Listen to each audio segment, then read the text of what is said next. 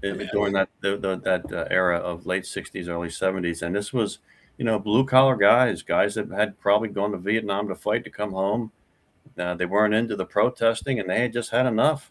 And I think, and the thought about it too was that the American people were kind of on the side of the blue collar workers. I said, yeah, we're tired of these kids, the drugs, this and that, and the flag burnings, and the public was just tired of it. And the Democrat Party has to realize, and I believe it's already happening, how tired the public is of this left wing agitation, this constant agitation. And the Republican Party at the national level, at the state level, Damon, candidates like us, we need to make sure this is an issue.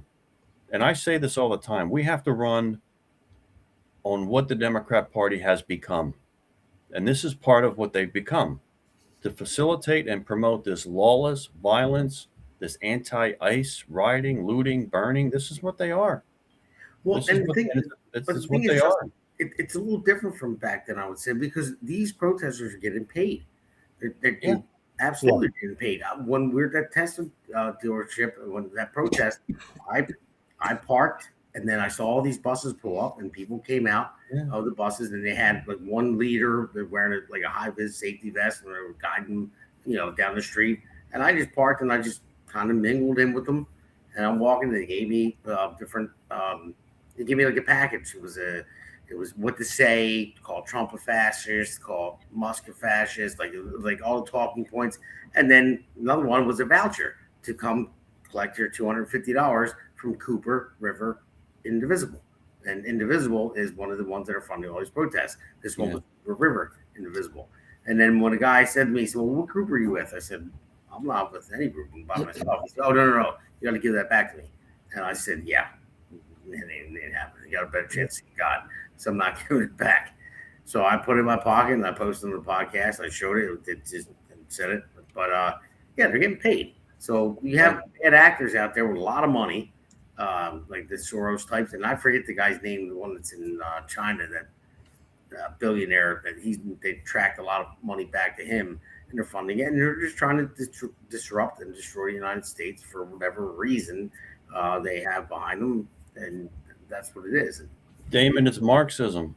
Yeah, exactly. Marxism preaches, if you study Marx, he preaches the only way to change a society is through violence.